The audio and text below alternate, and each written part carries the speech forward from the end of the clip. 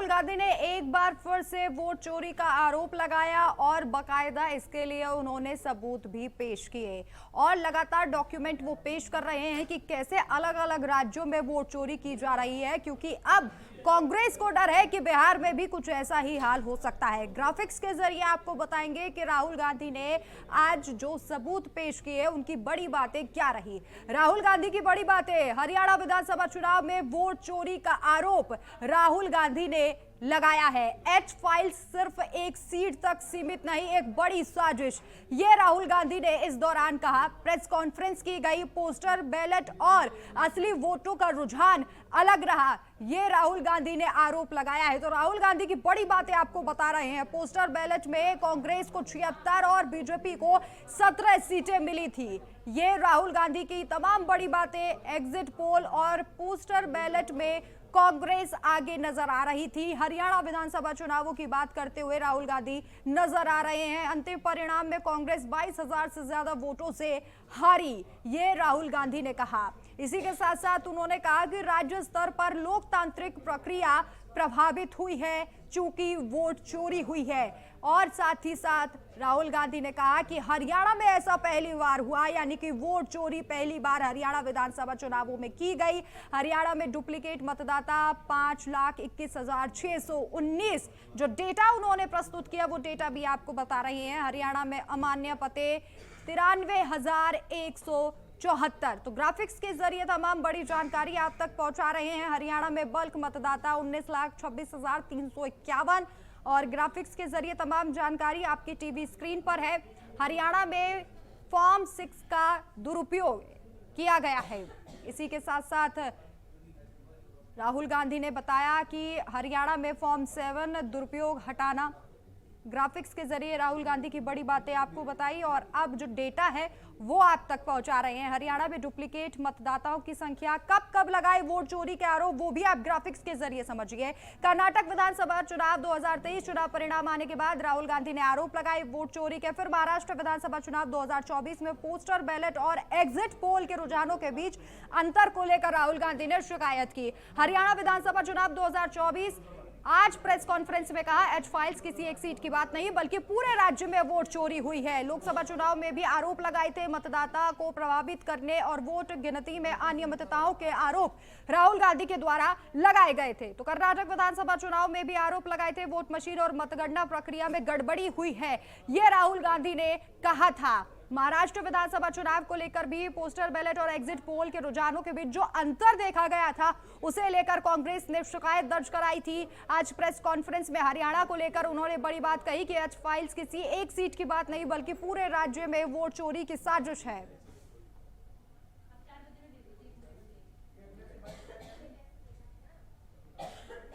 अभिषेक आनंद हमारे संवाददाता news room से हमारे साथ लाइव जुड़ चुके हैं। अभिषेक, एक बार फिर से राहुल गांधी ने तमाम डॉक्यूमेंट जो है वो पेश किए और सबूतों के साथ फिर से वोट चोरी का आरोप लगाया, क्योंकि डर है कहीं बिहार में भी ऐसी ही तस्वीर ना दिखाई दे।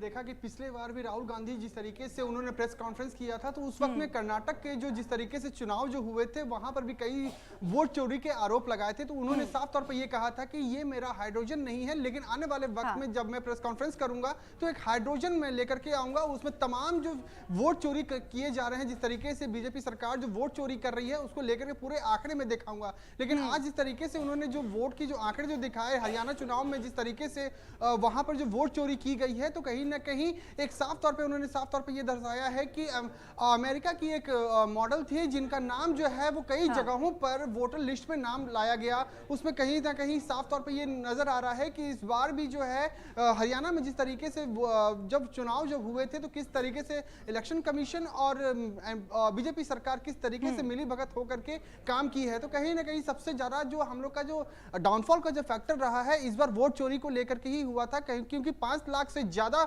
जो है वोट चोरी के कहीं ना कहीं आरोप लगाए हैं। तो ऐसे में एक बड़ा फैक्टर है, और साथ ही साथ क्योंकि विधानसभा चुनाव भी है बिहार में, उसको भी लेकर के साथ ही साथ कोरिलेट भी किया है कि इस बार जो वहां के युवा जो है जनरेशन जेड करके उन्होंने नाम दिया है कि आने वाले वक्त में युवा को वो कहीं ना कहीं वो याद दिलाने की कोशिश कर रहे हैं कि बीजेपी सरकार जो एनडीए सरकार जो है वो किस तरीके से वोट चोरी करती है, और आने वाले वक्त में जब बिहार विधानसभा चुनाव होंगे तो इस पे भी कहीं ना कहीं वोट चोरी किए जाएंगे। तो आप लोग इस चीज को ध्यान में रखिएगा कि आने वाले वक्त में आपका भविष्य जो है वो कहीं ना कहीं धरातल में है। हम अगर सरकार हमारी बनती है तो हमारी तरफ से हम जिस तरीके से काम करेंगे वो साफ तौर पे आपको नजर आ जाएगा कि किस तरीके से हमारी सरकार काम कर रही है और हमारे चुनावी वादे जो हैं वो किस तरीके से पूरे किए जाएंगे। राहुल गांधी लगातार सबूत दिखा रहे हैं। इस बार उन्होंने मुख्यमंत्री जो हरियाणा के हैं नायब सिंह सैनी, उनका एक वीडियो चलाया जिस वीडियो में वो कहते नजर आ रहे थे कि बीजेपी की जीत होगी, हमारे पास पूरी व्यवस्था है, और इस वीडियो के आधार पर ही शायद वो कह रहे हैं कि हरियाणा में वोट चोरी हुई। बिल्कुल, देखिए नायब सिंह सैनी जिस तरीके से कह रहे थे कि उन्होंने जो वीडियो जो दिखाए हैं साफ तौर पे उनका ये भी कहना है कि कांग्रेस पार्टी में अंदरूनी ही जो है वो मतभेद है। तो ऐसे में आपने देखा कि थोड़ी देर पहले ही केंद्रीय मंत्री किरण रिजिजू का भी एक प्रेस कॉन्फ्रेंस हुआ था, उसमें भी साफ तौर पे उन्होंने कहा कि कांग्रेस पार्टी जो है अपने में ही लड़ती है, क्योंकि पिछले बार आपने देखा किस तरीके से कुमारी सैलजा और भूपेंद्र सिंह हुड्डा के बीच में किस तरीके से मतभेद रहा, जिसके वजह से डाउनफॉल सब लोग का ये कहना है कि डाउनफॉल। लेकिन अभिषेक, ऐसा मतभेद तो अनिल विज के साथ भी देखा जाता है। जब मुख्यमंत्री का चयन हो रहा था उस वक्त अनिल विज भी खड़े हो गए थे और उनको तो पूरा कॉन्फिडेंस था कि इस बार मुख्यमंत्री वही बनेंगे।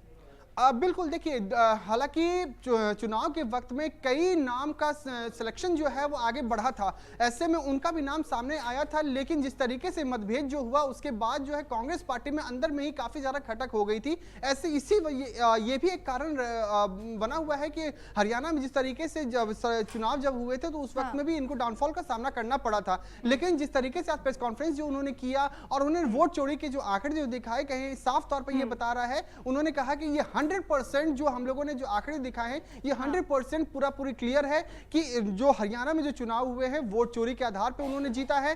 कर्नाटक में जिस तरीके से उन्होंने जो वोट चोरी किए हैं वो साफ तौर पे वो वोट चोरी किया गया है। तो बीजेपी सरकार जो है वो वोट चोरी के आधार पे चुनाव आयोग और बीजेपी दोनों इस साथ में मिली हुई है, जिसके बाद ही वोट चोरी होता है। हमारी सरकार जो है वो आगे नहीं बढ़ पा रही है। तो ऐसे में एक बड़ा फैक्टर है, विधानसभा चुनाव बिहार में भी है, तो ऐसे में उन्होंने साफ तौर पे कहा है कि इस बार हमारी सरकार वहां पे जब बनेगी तो हमारे जो वादे जो हैं वो साफ तौर पे पूरे क्लियर होंगे। और आने वाले वक्त में जो, क्योंकि युवा वहां पर जो है वो काफी ज्यादा एग्रेसिव भी है, क्योंकि वहां की जो पलायन की जो समस्या जो है लगातार जिस तरीके से आरोप लगाया जा रहा है कि पलायन है, वहां पर बेरोजगारी की समस्या है, तो कहीं ना कहीं बड़ा फैक्टर भी बन सकता है। राखी, अभिषेक, लगातार एक सवाल किया जाता है कि अगर इतना सारा डेटा मौजूद है राहुल गांधी के पास, वो सुप्रीम कोर्ट क्यों नहीं जाते? और सुप्रीम कोर्ट को लेकर भी उन्होंने जवाब दिया। उन्होंने कहा कि जो भी वीडियो हम पेश कर रहे हैं, सबूत दे रहे हैं, उसे सुप्रीम कोर्ट भी देख रहा है। बिल्कुल राखी, देखिए सुप्रीम कोर्ट पे भी जब भी वहां पे जब पिटीशन जाते हैं, जब भी वहां पे विजुअल जाते हैं, तो वहां पे सुप्रीम कोर्ट भी कहता है कि हम लोग देख रहे हैं, इसको संज्ञान में ले रहे हैं। माफी चाहूंगा, लेकिन जिस तरीके से चुनाव आयोग की तरफ से ये कहा जा रहा है कि जो तथ्य जो बता रहे हैं राहुल गांधी, आरोपी राहुल गांधी, वो बेबुनियाद है। हमारी चुनाव आयोग जो है निष्पक्षता से काम करती है। जब वोट का टाइमिंग जब आता है तो हम लोग हर एक मुद्दे को ध्यान में रख करके काम करते हैं, कहीं पे भी वोट चोरी नहीं होती है। जिस तरीके से आरोप लगा रहे हैं चुनाव आयोग पे, ये निराधार है। इस चीज को कहीं ना कहीं बचना चाहिए, राहुल गांधी को भी बचना चाहिए, और आने वाले वक्त में क्योंकि चुनाव भी है, उनको इस चीज पे ज्यादा फोकस करना चाहिए। राखी, अभिषेक, हर बार जब भी राहुल गांधी प्रेस कॉन्फ्रेंस करते हैं और वोट चोरी को लेकर आरोप लगाते हैं तो वो सीधे तौर पर चुनाव आयोग पर आरोप लगाते हैं, लेकिन जवाब हमेशा बीजेपी देती आई है। सबसे पहले जब उन्होंने महादेवपुरा को लेकर प्रेस कॉन्फ्रेंस की थी तब अनुराग ठाकुर ने प्रेस कॉन्फ्रेंस की, और अब जो है किरण रिजिजू तमाम बड़ी बातें कह रहे हैं, जबकि राहुल गांधी हमेशा से इस बात को दोहराते हैं कि सवाल उनका चुनाव आयोग से है। बिल्कुल राखी, देखिए जब भी राहुल गांधी जब करते हैं तो ऐसे में आपने देखा कि किस तरीके से किरण रिजिजू, केंद्रीय मंत्री किरण रिजिजू ने कहा कि जब चुनाव का वक्त होता है तो वो बाहर भ्रमण करने के लिए चले जाते हैं, फॉरेन कंट्री में चले जाते हैं।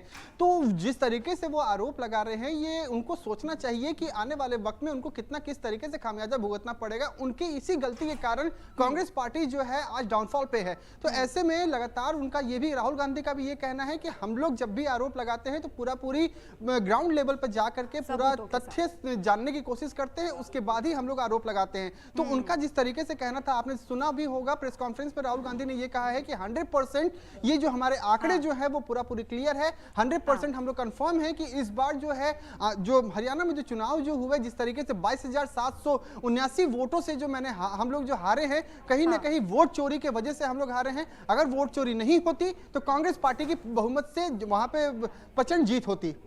तो अभिषेक, क्या माना जाए कि बिहार चुनाव का ये डर है कि कहीं अगर बिहार चुनाव बिहार गए तो कांग्रेस की बहुत फजीहत होने वाली है, क्योंकि राहुल गांधी खुद मैदान में उतरे थे, वोट अधिकार यात्रा उन्होंने वहां की है। प्रियंका गांधी जब वहां पहुंची तो महिलाओं को साधने के लिए सीतामढ़ी जब वो पहुंची थी तो उन्होंने बड़ी बड़ी बातें कही थी। तो क्या माना जाए कि वोट अधिकार यात्रा भी बर्बाद हो जाएगी, इतने प्रयास जो किए वो भी बर्बाद हो जाएंगे और इसीलिए राहुल गांधी वोट चोरी से कवर अप करने की कोशिश करेंगे? राखी, देखिए जिस तरीके से राहुल गांधी ने पिछले समय आपने देखा कि किस तरीके से वोट चोरी अधिकार यात्रा बिहार में निकाला था, कहीं ना कहीं अगर मैं बात करूं बिहार विधानसभा चुनाव की, तो इस बार का समीकरण जो है काफी ज्यादा अलग बता रहा है। क्योंकि जिस तरीके से उन्होंने जो हर एक मुद्दे पर जो काउंटर अटैक किया है, एनडीए पार्टी की तरफ से जो कामकाज जो किए जा रहे हैं, जिस तरीके वोट चोरी को लेकर के जिस तरीके से काउंटर अटैक किया जा रहा है, तो ऐसे में इस बार जो है वो युवा जो है वो काफी ज्यादा कनेक्टिविटी भी बनी है कांग्रेस पार्टी की तरफ से, और इस बार जो है बिहार विधानसभा चुनाव में काफी ज्यादा इंपैक्ट भी पड़ेगा इस बार। क्योंकि मैं भी ग्राउंड लेवल पे जब मैं गया था तो इस बार जो है युवाओं का काफी ज्यादा क्रेज देखने को मिला कांग्रेस पार्टी की तरफ में, राहुल गांधी की तरफ में। तो ऐसे में इस बार जो है वो कांग्रेस पार्टी को कहीं ना कहीं और भी मजबूती के साथ, क्योंकि स्टार प्रचारक भी हैं और सोनिया गांधी, प्रियंका गांधी, सभी लोगों ने सड़कों पर उतर करके तमाम चीजों को याद दिलाने की कोशिश की है। तो इस बार बड़ा फैक्टर बन सकता है। राखी, चलिए, बहुत बहुत शुक्रिया तमाम जानकारी के लिए आपका अभिषेक। चलिए आगे बढ़ते हैं। मध्य प्रदेश के उज्जैन में महाकालेश्वर मंदिर के पास स्थित बेगम बाग इलाके में अतिक्रमण ध्वस्त करने पहुंची वहीं उज्जैन विकास प्राधिकरण और पुलिस की टीम ने विरोध प्रदर्शन कर रहे लोगों को समझाया। इसके बाद स्थानीय लोगों और उज्जैन विकास प्राधिकरण की टीम ने अतिक्रमण के खिलाफ समन्वय के साथ कार्रवाई करने का फैसला किया। टीम ने ध्वस्तीकरण के खिलाफ चिन्हित किए गए कुल 28 प्रॉपर्टी में से 3 को ध्वस्त करने का फैसला आज किया। इसके बाद इससे पहले जब उज्जैन विकास प्राधिकरण की टीम पुलिस के साथ बेगम बाग इलाके में अतिक्रमण के खिलाफ कार्रवाई करने पहुंची थी तो स्थानीय लोगों ने इसका विरोध भी किया था। तो अवैध अतिक्रमण पर एक बार फिर से एक्शन लिया गया है। महाकाल मंदिर के पास 12 बिल्डिंग है जिन्हें जमींदोज किया गया है। 12 इमारतों को जमींदोज करने का काम लगातार जारी है। अवैध अतिक्रमण के खिलाफ ये एक्शन लिया गया। संयुक्त रूप से टीम वहां पर पहुंची। पहले विरोध किया गया, लेकिन टीम ने जब समझाया तो उसके बाद समन्वय के साथ इस पूरी प्रक्रिया को अंजाम दिया गया। आप तस्वीरों में भी देख सकते हैं कि कार्रवाई जो है वहां पर की जा रही है और 100 पुलिस अधिकारी और नगर निगम के कर्मचारी इस दौरान वहां पर मौजूद रहे। लोगों ने पहले विरोध किया था, लेकिन उसके बाद जो है समझा बुझाकर शांतिपूर्वक तरीके से पूरी कार्रवाई की गई है। शेष अवशेष बिल्डिंगों को भी हटाया जाएगा।